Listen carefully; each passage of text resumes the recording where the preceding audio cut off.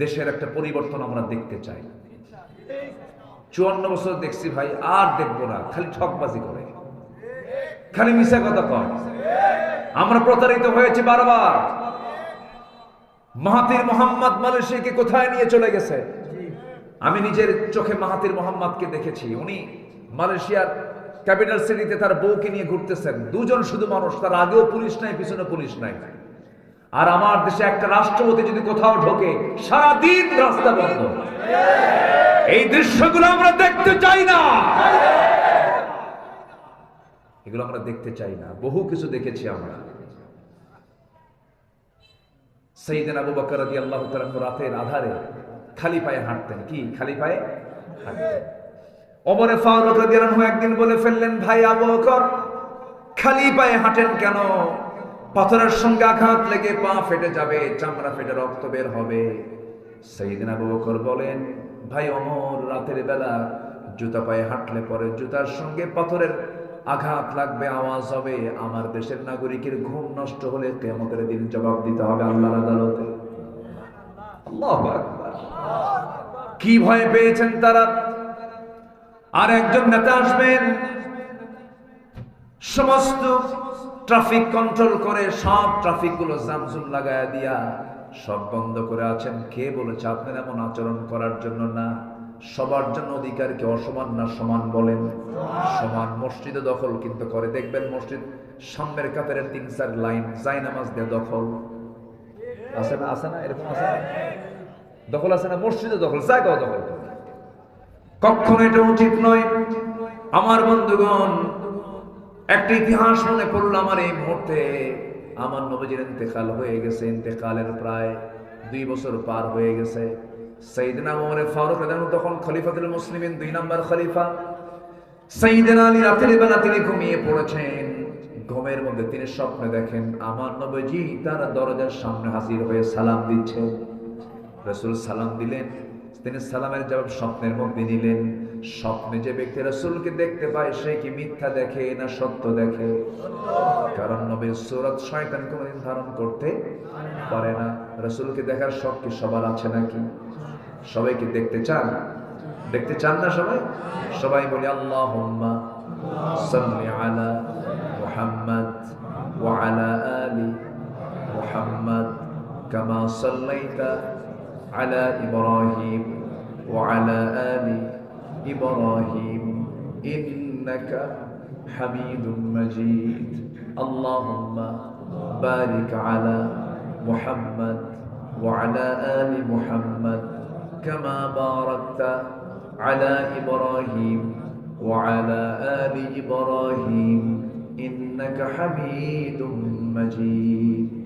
এই দরুদ পড়তে পড়তে সূরা ইখলাস পড়বেন 3 বার, সূরা ফাতিহা পড়বেন 1 বার, ফালাক নাস পড়বেন, ঘুমানোর আগে পড়বেন, বউকে শোনায় দিবেন, বউকে পড়ায় দিবেন। এরকম করতে করতে আপনি দরুদ ইব্রাহিম পড়তে পড়তে পড়তে পড়তে ঘুমিয়ে পড়বেন। আজকে এই আমলটা আমি আপনাকে শিখায় দিলাম। আল্লাহ আশা করি আল্লাহর রহমতের রাসূলকে আপনি স্বপ্নে দেখতে পাবেন। জোরে বলি ইনশাআল্লাহ, আরো জোরে বলি ইনশাআল্লাহ। সাইয়েদনা আলী স্বপ্নের মধ্যে দেখতে পেলেন দরজায় হাজির হয়ে গেছেন আমার নবীজি।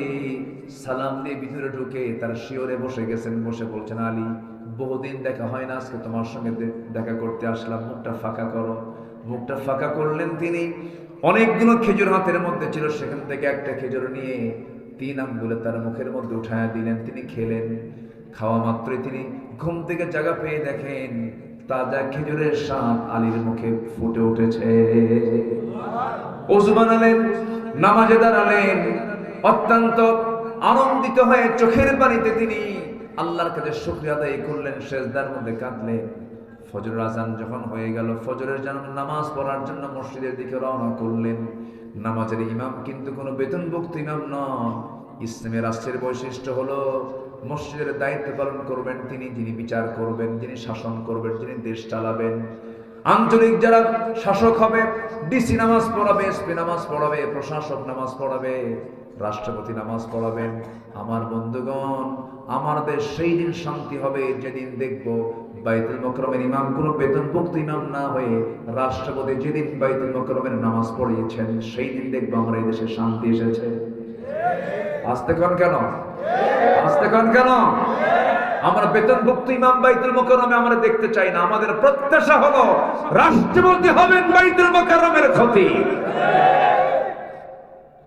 সেই দিন থেকে মদ বন্ধ হবে, সেদিন থেকে জেনা বন্ধ হবে, সেদিন থেকে সুদ বন্ধ হবে। এখন এগুলো আছে না নাই বলেন তো?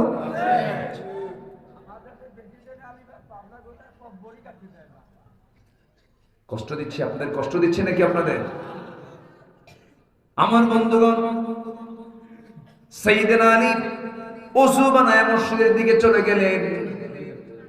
ফজরের আযান হয়ে গেছে, নামাজ শুরু হয়ে গেছে। তিনি প্রথম কাতারে জায়গা পেলেন না, দ্বিতীয় কাতারে জায়গা পেলেন না, তৃতীয় কাতারে ঠিক মাঝখান বরাবর গিয়ে তিনি জায়গাটা পেলেন। মানে একজন শাসকের, খলিফার মজলিসের সদস্য তিনি ছিলেন। এত বড় একজন ক্যাবিনেটের সদস্য থাকার পরেও প্রথম কাতারে জায়গা নাই। মানে সেই সময় এটাই মূল্যায়ন হতো। রসুল বলে দিয়েছেন, আল্লাহ পাক বলেন, আমার নবীজি বর্ণনা করেন, যদি কোনো বান্দা জুমার দিন যদি সবার আগে মসজিদে ঢুকতে পারে, যে বান্দা সবার আগে ঢুকবে, আল্লাহ রাব্বুল আলামিন তার আমলনামায় একটা উট কুরবানির সওয়াব তার আমলনামায় দিয়ে দেন। মানে কি? মানে হচ্ছে যারা সবার আগে আসবে তার মর্যাদা আল্লাহর কাছেও বেশি, দুনিয়াতেও বেশি। তুমি আসবে সবার পরে, খদ্দরের একটা পাঞ্জাবি পইরা আর মসমসা লুঙ্গি পইরা, সারা সপ্তাহ নামাজ না পইরা প্রথম কাতারের যায় নামাজ তুমি দখল করবা, তুমি তো সন্ত্রাস। ঠিক কিনা? হ্যাঁ, আছে না এরকম কিছু? আছে না? এগুলো করবেন কেন? সাইয়েদনা আলী তৃতীয় কাতারে দাঁড়ায় আছেন। হযরত ওমর ফারুক রাদিয়াল্লাহু তাআলা আনহু সেদিন নামাজ পড়ালেন। নামাজ শেষ করে তার হাতে কিছু খেজুর হাদিয়া আসছে। সেই খেজুরগুলো হাতের মধ্যে নিয়ে কাউকে দায়িত্ব না দিয়ে সবার হাতে হাতে দুইটা তিনটা করে খেজুর দিয়ে যান। সাইয়েদনা আলীর কাছে যখন গেলেন, আলীর আগের জনকে দুই তিনটা করে খেজুর দিয়েছেন হাতে হাতে। আরো খেজুর ব্যাগের মধ্যে আছে। কিন্তু সাইয়েদনা আলীকে যখন খেজুর খাওয়াতে নিলেন, এবার বলছেন, আলী মুখটা ফাঁকা করো। মুখটা তিনি ফাঁকা করলেন। ওমর ফারুক করলেন কি, অনেকগুলো খেজুর থেকে একটা খেজুর 3 আঙ্গুল নিয়ে বলছেন ওমর, বলছেন আলী মুখটা ফাঁকা করে মুখ ফাঁকা করলেন। বিসমিল্লাহ বলে একটা খেজুর তার মুখে উঠায়া দিলেন, আর দিচ্ছেন না। সাইয়েদনা আলী বলছেন, ভাই আরো খেজুর আছে, আগের জনকে দুই তিনটা করে খেজুর দিয়েছ, আমাকে একটা দিলা কেন? ওমর ফারুক হাউমা করে কাঁদতে কাঁদতে বলছেন, আলী রে, তুমি ভাবছো মনে হয় শুধু তুমি একাই স্বপ্নে দেখেছো। না না, গত রাত্রে রাসূল যদি তোমাকে একটার বেশি দুইটা খেজুর দিয়ে দিতেন, আমি তোমাকে একটার বেশি দুইটা খেজুরি খাওয়াই দিতাম। জোরে বলে সুবহানাল্লাহ। তাদের সম্পর্ক খারাপ ছিল না ভালো ছিল? ভালো ছিল। এত গভীর সম্পর্ক ছিল যে স্বপ্ন পর্যন্ত তাদের এক হয়ে যেত। সেই সুন্দর সম্পর্ক আমরা গড়বো। জোরে বলি ইনশাআল্লাহ। নামাজ পড়বো কয় ওয়াক্ত বলেন? 5 ওয়াক্ত নামাজ পড়বেন। কারা কারা হাত তুলে দেখান তো দেখি। জোরে বলি ইয়া আল্লাহ। আরো জোরে বলি ইয়া আল্লাহ। আমাদেরকে 5 ওয়াক্ত সালাত আদায় করার তৌফিক তুমি আল্লাহ দিয়ে দাও। জোরে বলি আমিন। আরো জোরে আমিন। নামাজ তো পড়বো আমরা। নামাজ কায়েমের দরকার আছে না নাই? নামাজ কায়েম কারা কারা চান? যারা নামাজ কায়েম কারা কারা চান? যারা নামাজ কায়েম চান তারা দুনিয়ার দল করবে না কখনো। সবাইকে নামাজ কায়েম হোক, সবাইকে চান? সবাইকে চান? সেই নামাজ কায়েমের জন্য, দিন কায়েমের জন্য যদি জান মাল দিতে হয়, রাজি আছেন?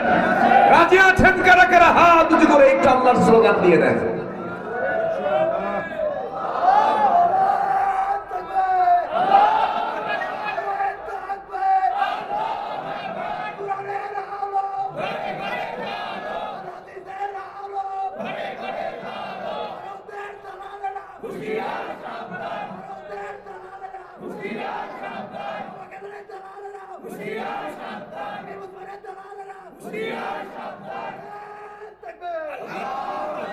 আল্লাহ কবুল করুন। জোরে বলি আমিন।